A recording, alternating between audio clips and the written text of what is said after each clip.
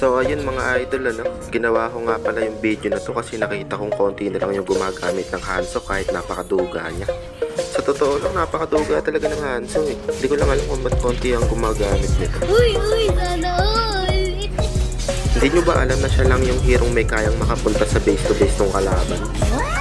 So weird.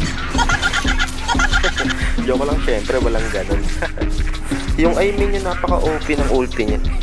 Napakalayo kasi ng range na pwede niyang marating habang nag-ulti siya. Tapos ang sakit pa ng damage niya. Then siya din yung isa sa mga core na may pinakamabilis mag-jungle sa panahon na to. At maski nung dati pa. 5 hit lang kasi bago mag-trigger yung pagkain niya ng skill niya. Yung sa first skill niya. At saka isa si Hanzo sa pinakamahirap counterin na core ng kalaban.